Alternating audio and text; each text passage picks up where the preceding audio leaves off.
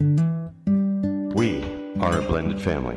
We are a blended family. We are a blended family. We are a blended family. We are a blended family. We are a blended family. We are a blended family. We're a blended family. We are a blended family. We are a blended family. We are a blended family. And we are a blended family. Hi, we're Doctors Larry and Carol Snap. We're glad to have you with us today, this afternoon here in Phoenix, Arizona. Here we are again. Blended Families, week 12 of 12. Forgot to mention last week that we're working with ChristianLivingRadio.com.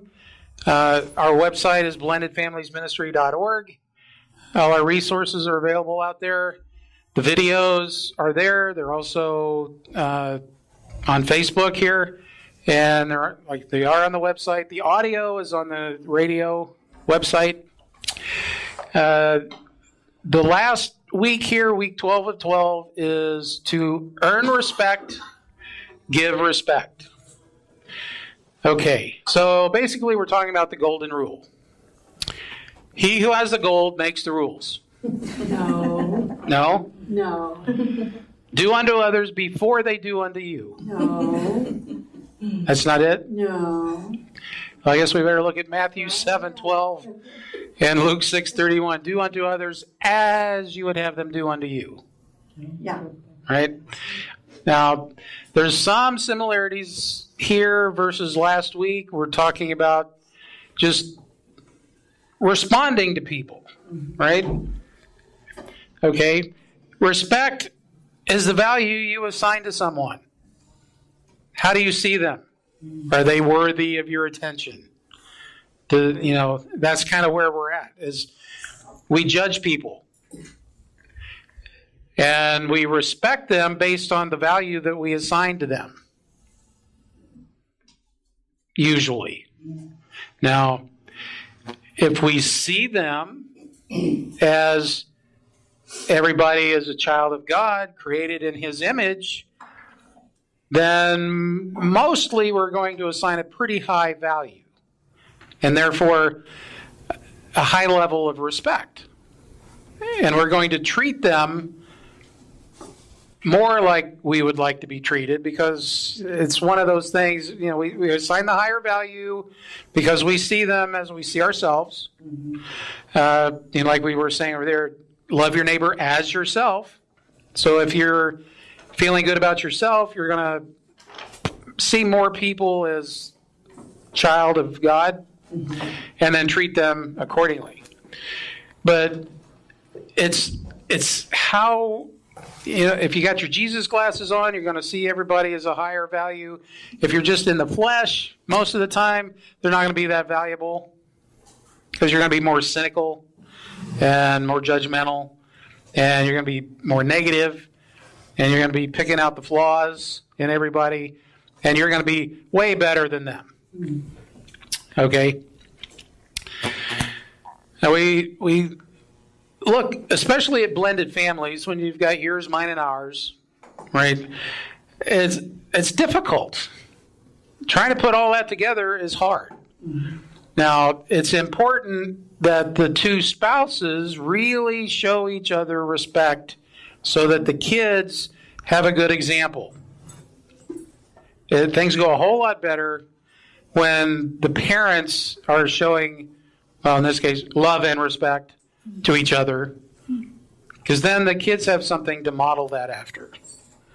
And if there's a lot of disrespect and conflict, the kids are going to be all stressed out and picking sides, and a whole lot of negative stuff happens. Sarah? I was just thinking, you guys do a lot of counseling, so what is the difference between expectations and goals? So the expectations that someone might have, the goals are written together, right? Yeah, well, that's a big thing. Goals are something that a husband and wife would discuss and come to an agreement on. Expectations tend to be unspoken. That's where you get in trouble. And that's why a lot of times they don't get met because they're not shared. Yeah. They don't know what. The other person has no idea what you expect, so they don't meet them. Yeah. Right? They don't know what they have to do to meet them. I like that question. There was a restaurant we used to go to that had all these weird sayings painted on the walls and then the ceiling and everything else. And one of them was, if our food doesn't meet your expectations, lower your expectations. Or change restaurants. Is that the last time you went there? No, actually, well, the owner got in big trouble, and now it belongs to somebody else. But I think the saying is still there. So that's the thing about expectations, right? Now, in the flesh, one spouse can expect up here, but what they talk is down here. So sometimes there's a big gap between the expectations and how they talk to the other person, right? And I don't want to pick sides here, but because of the way that, because of the curse in the garden, women want to be in charge, but they're supposed to listen to their husbands. A lot of time they'll have expectations of the husband up here, but they'll talk to him like he's down here. So he has no incentive to get up here. It's the same with the guy. Well, I'm saying. The same about the woman. Yeah, it goes both ways. Talks to her like crap and expects her to be. All that. Oh yeah, and a bag of chips. Yeah, and a bag of chips. So, I'm glad you brought that up, Sarah. Expectations create a lot of difficulties in the respect area because, like I said, expectations are generally not communicated. That's in your head. Yeah. They have no idea, right? It's like assumption. It's kind of the same as expectations. You assume they are going to meet the expectations that are in your head.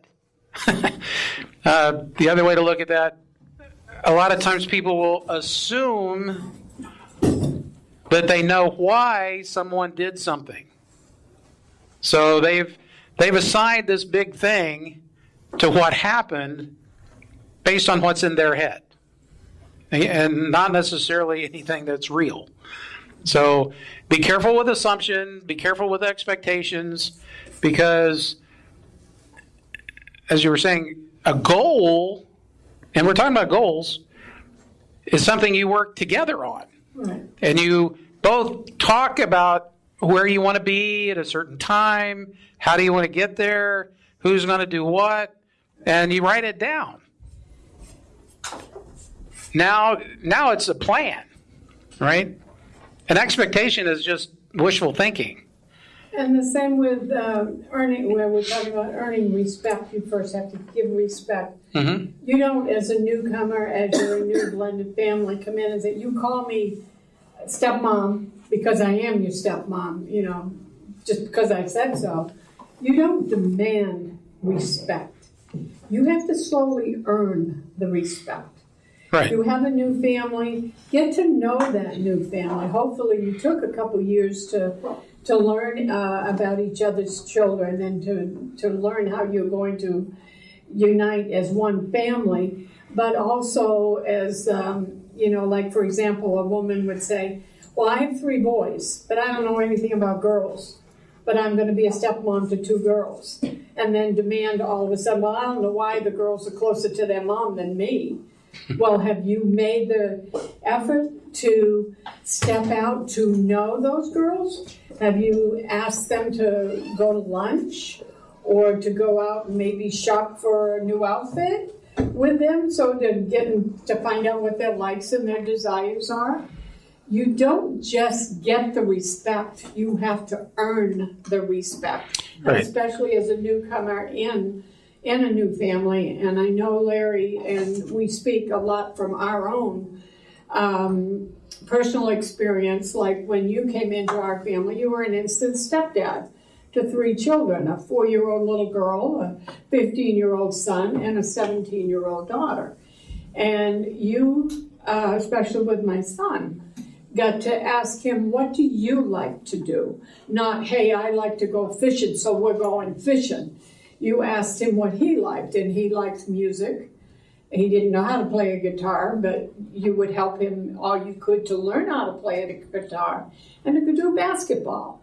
You came to find out what he liked, to try to relate to him that way, which you did, which is, a lot of people don't do that. They don't think about the kids. They fall in love, we're getting married, and hey kids, we're married, and that's just how it is. Yeah. That's not how you blend a family successfully, especially leaving God out of the whole equation. Yeah, exactly. It's amazing how many people expect that things will just work Right. without discussing anything. But I'm glad you brought that up because, when you talk about a dictator, they want respect, but what they end up with is obedience because they're threatening to kill everybody if they don't, right? They'll get obedience, but they will not get respect. A person who takes the time to get to know the people in the family, all the kids, and, which is, like you said, what I did. I wanted to find out what they were interested in. I wasn't going to come in, okay, I'm the new dad around here, I'm the new sheriff in town, and you'll do what I say. I didn't bring any kids into the family, so I was the new guy, I was the outsider. I had to try to figure out how to fit in. Now, if I would have had any kids, that would have been a whole different story. But, and that's where there's so much headbanging is when both parties have their own kids and they're trying to bring it all together because they're trying to figure out who's going to be in charge. Right. And who's going to be in charge of who. And I was married twice before, you know that. I was divorced twice before, and I had the rules. Yours, mine, and ours. 3 different sets of rules. And I know that doesn't work. So our books, our material is a lot on either your life testimonies, my life testimonies, and the testimonies of us together over the years of counseling. But we still see couples that come in and have those 3 different sets of rules and wonder why the marriage is failing. Right. Let alone God not even being in the picture. It just doesn't work. It has to be God's way. Yeah. Overall, it's got to be God's way. And, in cases like that, again, we reference the pyramid. Right. A big part of the problem in that instance is God's not first and the marriage is not second. Right. It's all about the kids. Right? And when it's all about the kids, nothing works. It's doomed. Okay, so blended families need to show respect just so the kids have a good example. Self-respect is necessary. Again, love your neighbor as yourself. Self-respect can get in the way, though. So it's important to stay humble. You got to love yourself, you got to respect yourself, but you need to stay humble. Respect, like Carol was saying, respect is earned by doing what you say you're going to do. I like By giving respect to someone else. They're not going to give it to you if you don't respect them. Right. And it's like Karen had mentioned, you reap what you sow. And it's the golden rule. If you're doing unto others how you want to be treated, you will reap what you sow. Right? It's one of God's rules, his principle. Now, if you do what you say, I like to talk about the currency exchange example because in this case, let's just say the husband is the one that's saying, hey, I'm going to go do this or I'm going to do that and we're going to do this and we're going to do that. If those things happen, his word, which is his currency, the value is going to go way up. Now, the wife is the bank. Yeah, that's what Sarah was saying earlier. Talk about the bank. The wife is going to be the one that sets the value of the currency, which is the guy's word. If he's doing what he says he's going to do, that currency value goes up. If he says a bunch of stuff and then doesn't do it, it goes down. You know, Well, again, even with the kids. If you say you're going to do something with the kids and Well, you them can't too, do it, yeah. you have to explain to them why. well, Can't yeah. be done. Well, that works with, you know, anyone that you say you're going, you know, if you say you're going to do something, you tell a friend, a relative, a boss, hey, yeah, I'll do this, and then you don't. Well, now your respect value goes way down because you're a liar, right? Now, set goals and meet them. And for Sarah, you know, that's something you work together on, right? That was one of the first things we did after we got married was sit down and make, because it was right at the end of the year, we wanted to make some new things happen for the next year. And we sat down, made some goals, some short-term, medium, a family thing, and a longer, you know, like by the end of next year, let's do this. Usually, you know, each person had their own little thing. All the kids had their thing. You know, we had a family thing. We had a trip. You know, and one object, like we wanted a new family car yeah. or a TV or a vacation together. I'd rather, you know, a fairly big purchase, so something you'd have to save for. And Right? that blew my mind. I had been a single parent twice. I'd never even heard that. When he told me he wanted to have a family meeting, I said, why? What are you talking about? Am I in trouble? I had never heard that before. Yeah. I didn't mean it. Awesome. No. Yeah, Sarah. I think it really validates, though, all the members of the family, even though the husband and wife are above and set the final say. Yeah. King and queen are, you know, the rulers, but it just validates a kid and values everybody. everyone's opinion Yeah. or feeling It or does. thought. And it's something that, I mean, it doesn't happen all the time, but, you know, like there were teenagers and a 4-year-old. Sometimes the teenagers can help the younger one Right. to get to their goal. So it helps the family kind of, Get bond a together. lot of times, not always, but, you know. Frankie had a comment. I was gonna say, I experienced from when we were doing, you know, how we're doing things the right way and doing, you know, God first and Paul and me and then the kids, and then I experienced where the kids always were before everything, and I think when we did let it get that way, that's when everything started falling apart, and that's where we're at now. Is that, and the kids don't win in the end; they just end up miserable now. Yeah. So. Yeah. And they don't respect you because Yeah. they see he's not respecting Right. the pyramid. Yeah. You're not above I them. think that it just, honestly, when we were doing the pyramid, everything was perfect. Sure. Like everything was going so good. I mean, there might be a little bit ups and downs, but as soon as you do get off track with it, I do believe that that's when the devil Yeah. gets to eat you. Oh, yeah. Well, you get out of God's favor when you get out of the pyramid. God's principles, you know, and when His order Yeah, of how things work together in harmony. right. He sees how, and you know, He first, because we are clueless.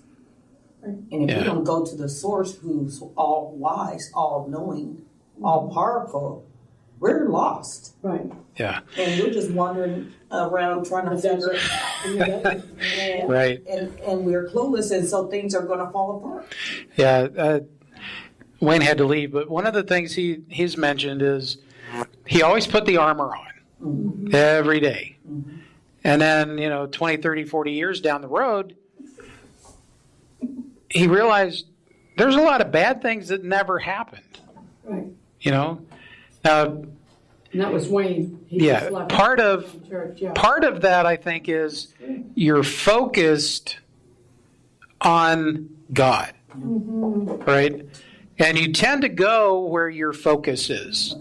If you're always looking at what Satan's doing, right, then that's your focus. You're focused on all the bad stuff that's happening, and it's like you're telling God how big your enemy is instead of telling your enemy how big your God is, right? So there's things like that. It's how big is God to you? Like Karen said, all powerful, Right. all knowing. Right. I can do all things through Christ. You know, there is no condemnation for those that are in Christ. You know, stuff like that, or, oh my God, you know, this is happening, this is happening, this is happening. The enemy is winning. No, he's not. He already lost. Okay? We are victorious. Okay, so self-respect is necessary. Stay humble.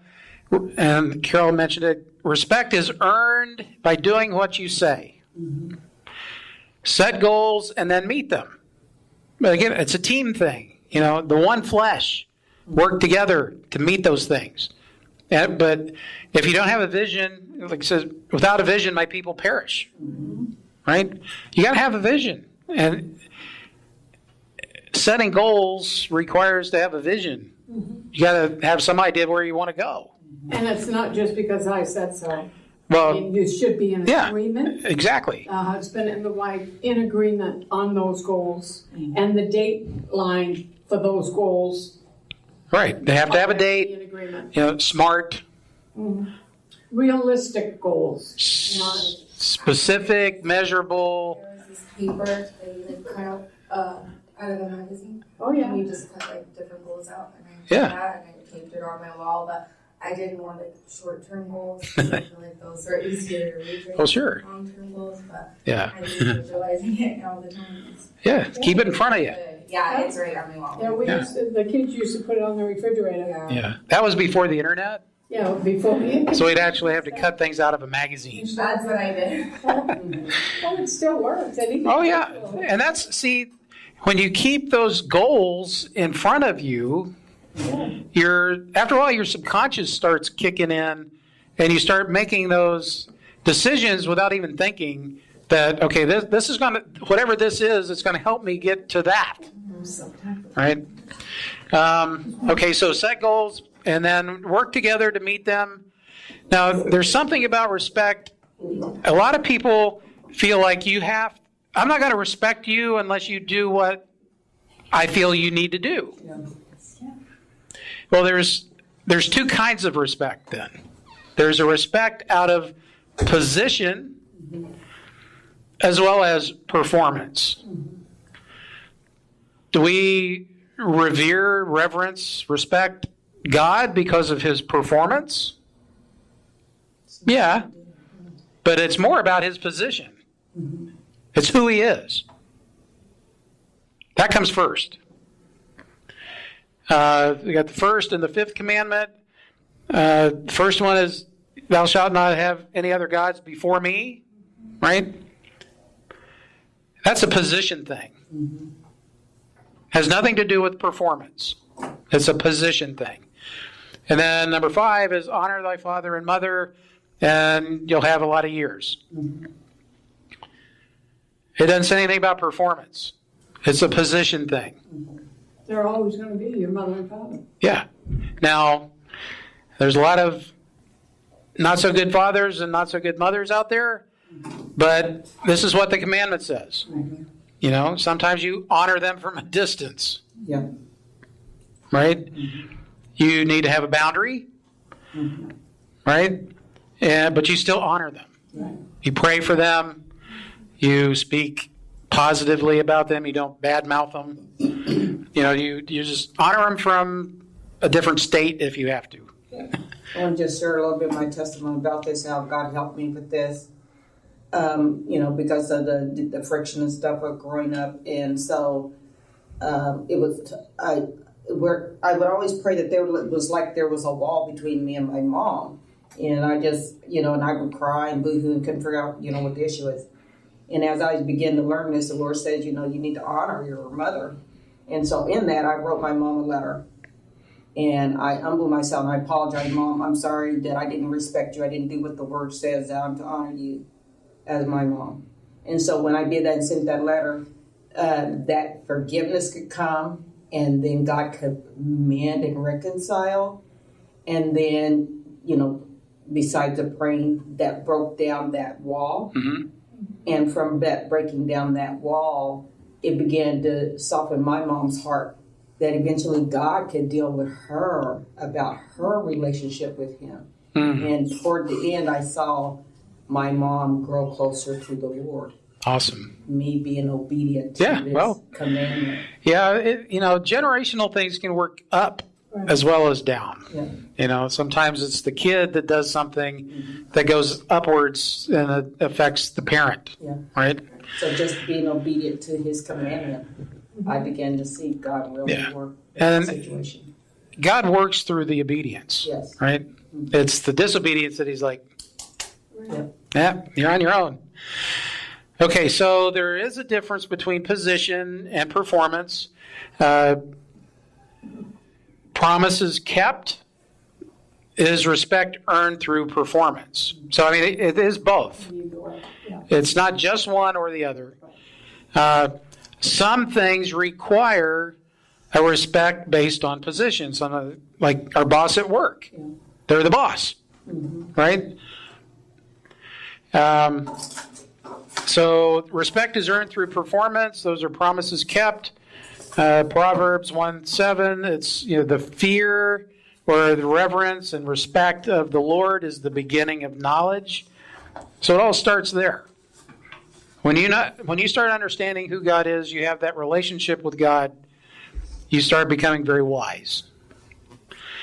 And then in Proverbs 16:31 and Leviticus 19:32. Basically, it's talking about respecting your elders. Us old folks, we've been around the block a couple times. Give us a break. The young kids, they think they know everything, right? When they get old enough, now they realize they didn't. But when they're in their 20s or whatever, teens, early 20s, they think they know everything. And the last few generations, they've lost the respect for their elders, right? Because they're all demented and they all have Alzheimer's and, they're just weird old people, right? They're basing it on performance. Exactly. Yeah. It has become all about performance. People have lost the respect because of the position. Okay, so any other comments, questions? Circle. Oh, yeah. Real quick. Ephesians 5:33. I've done it so many times I forgot. Ephesians 5:33. This is the marriage merry-go-round, the crazy circle, the psycho cycle, whatever you want to call it. Ephesians 5:33 basically says, husbands, love your wives, and wives, respect your husbands. Right? So for wives, love is the air they breathe. For men, for the husbands, respect is the air we breathe. And when you're not doing what that scripture says, it's like you're stepping on each other's air hose. Okay? We usually start up here, it says, without love, and last week we were talking about respect and respond, right? Without love, she reacts. She doesn't respond, she reacts. Without respect. Yeah, it's a performance thing. Well, if you're not going to do this, I'm not going to do that. Okay? And then without respect, he reacts without love. So if you're not going to respect me, I'm not going to love you. And then around and around you go. And where it stops, nobody knows. Everybody does this. Everybody. Even if you're just in a relationship, you're going to end up doing this. The point here is to recognize it and then get off the ride. Yeah, get off the horse. Although some have dogs, some have fish, some have benches, It's learn to recognize what you're doing. Somebody that goes time out, hey, we're on this ride, let's get off. Sometimes you have to go to your own little corner, like in a boxing match kind of thing. You go to your corner, the guy puts the Vaseline on the cut and throws water in your face, and then, okay, get out there, go again, But sometimes you just have to recognize it for what it is. If you're on the ride, you're going against this. But Larry, some couples go years and not know what's really going on. Well, that's just it. They don't know. Right. Everybody's doing it. Right. It's just some They just recognize it a lot sooner than others, right? And some will stay on it for a long time. Years. Yeah. They just don't know what's happening. They don't get this. They don't realize that God has instructed us to do the opposite through the Holy Spirit of our nature. Guys, we just do respect. You go to work, you respect your boss, you respect your coworkers, but that's easy. Loving, that's a little tougher, because that's not our nature. And it's the same with the ladies. They just, they have kids, they just love their kids. They don't have to really be told to do that. They just do it. Respect, that's a whole different thing. And for most, it's a performance issue, right? Now, if they get the positional thing, that's a big bonus. But usually it's all based on performance. So, any other comments or questions? We got to wrap it up. We have a graduation today. Yeah, which we're going to do separate. Yeah. And the next class that's going to be online Right. will be for blended families. And repeat it. Right. It's April 15th. At 9 o'clock. Around 9 o'clock. Actually, 8:30 to 8:45, let's say. We're going to try. We'll see. Depends on a whole bunch of stuff. But anyway, so again, it's blendedfamiliesministry.org, christianlivingradio.com, and on Facebook Live. And that will be, the blended families will be at Dream City Church here. Right. April 15th. We also will be teaching, and it will not be online, Beyond Divorce classes starting April 17th on Tuesday nights from 6 to 7 o'clock here at Dream City Church as well. Watch our websites and our Facebook pages for the room number. We are still waiting on that. Yeah, has not been determined yet. And that's it. So that's it for this week and this semester. Christian living, Christian living. Christian Living Radio. It's a lifestyle. Christian living, Christian living. Christian Living Radio. It's a lifestyle. Christian living, Christian living. Christian Living Radio, spreading the good news of Jesus Christ 24/7. Our goal is to bring you a life-changing word through music and diverse programming, like the one you're listening to now. Pastor Kenyatta Goins is the visionary of Christian Living Radio, and he's dedicated to the idea that Christians should even have a more prominent presence in the marketplaces. Maybe you need prayer for yourself and or your family, maybe for a friend. We'd be privileged to stand in the gap for you. If you're listening to this broadcast, click on the Contact Us tab and send us your prayer request. We'd also like to hear from you if you have something on your mind, or just give us some feedback. We support many ministries, so maybe you'd like to make a one-time or a monthly recurring donation. We believe that when you sow into these ministries, you'll indeed be blessed. And of course, if you sow into this show in particular, we believe that it's a blessing for you, so please consider sponsoring us. There's a special area under the Donate tab where you can send your monetary gift, or call 520-812-6363. That's 520-812-6363 to receive more information about sponsorship. Thank you.